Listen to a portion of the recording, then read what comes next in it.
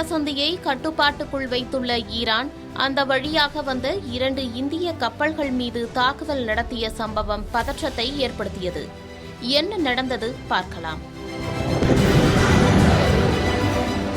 Israel, America இணைந்து Iran மீது தாக்குதல் நடத்திய நிலையில் போர் நிறுத்த ஒப்பந்தம் ஏற்பட்டது.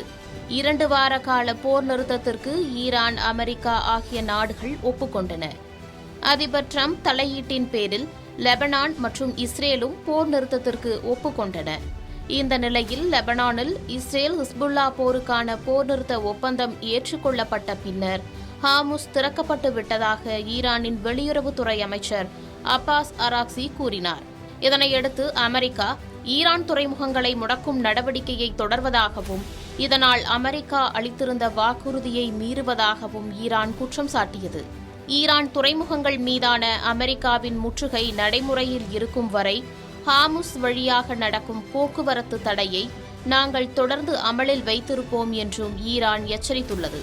இதன் எதிரொலியாக ஹார்முஸ் ஜலசந்தியின் மீதான கட்டுப்பாடு மீண்டும் அதன் முந்தைய நிலைக்கு திரும்பியுள்ளதாக ஈரானின் ராணுவம் அறிவித்தது. இதனையடுத்து சனிக்கிழமையன்று ஹார்முஸ் ஜலசந்தியில் இந்திய கொடி ஏந்திய 2 கப்பல்கள் மீது நடத்தப்பட்ட துப்பாக்கிச்சூடு பரபரப்பை ஏற்படுத்தியது.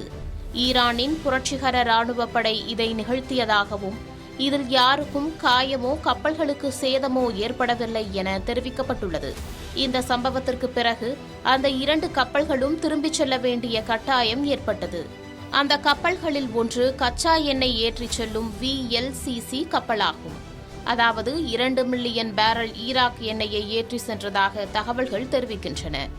இந்த சம்பவத்தை தொடர்ந்து ஈரான் தூதரை இந்தியா அழைத்து அதிருப்தியையும் கடும் கண்டனத்தையும் தெரிவித்ததாக தகவல்கள் தெரிவிக்கின்றன.